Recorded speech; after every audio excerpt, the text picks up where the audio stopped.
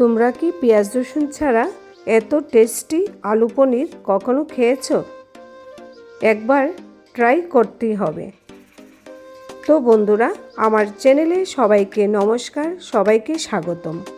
চলো শুরু করছি আজকের রেসিপি। প্রথমেই কড়াইতে তেল গরম করে নেব। কড়াইতে তেল গরম হয়ে গেলে আলু দিয়ে তার মধ্যে পরিমাণ মতো নুন আর হলুদের গুঁড়ো দিয়ে খুব ভালো করে ফ্রাই করে নেব। আর যারা এখনও আমার চ্যানেলটিকে সাবস্ক্রাইব করেননি, সাবস্ক্রাইব করবেন, পাশে থাকবেন।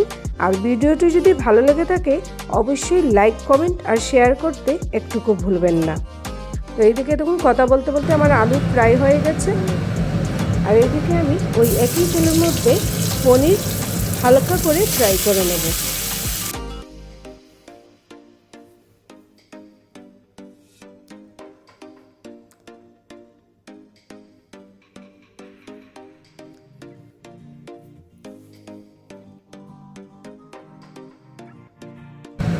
এবারে ওই একই তেলের মধ্যে শুকনো লঙ্কা আর গোটা জিরে ফোড়ন দিয়ে দিচ্ছি।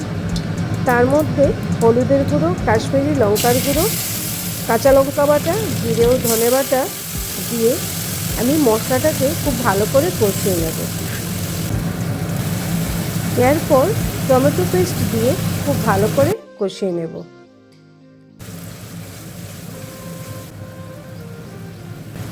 তার মধ্যে মটরশুঁটি আর নুন দিয়ে আবার একটু কষিয়ে নেব।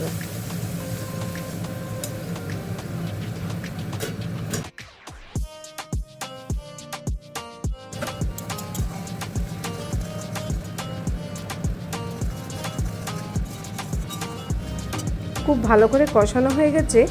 এবারে আমি আগের থেকে ফ্রাই করে রাখা আলু দিয়ে দেবো তার মধ্যে।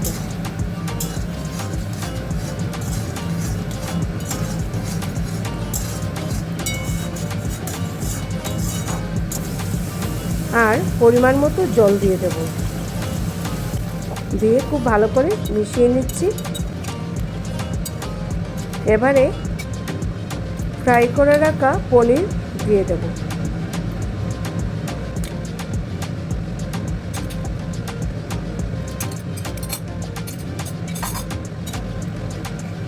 খুব ভালো করে মিশিয়ে নিলাম।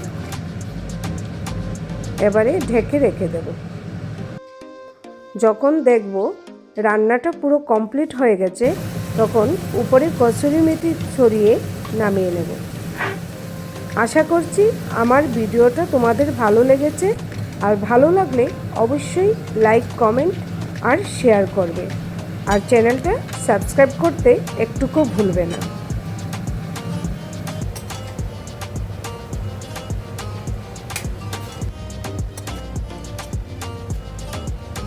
আর তোমরা ভালো থেকো, সুস্থ থাকো। দেখা হচ্ছে আবার পরে ভিডিওতে একটা নতুন রেসিপি নিয়ে। ধন্যবাদ।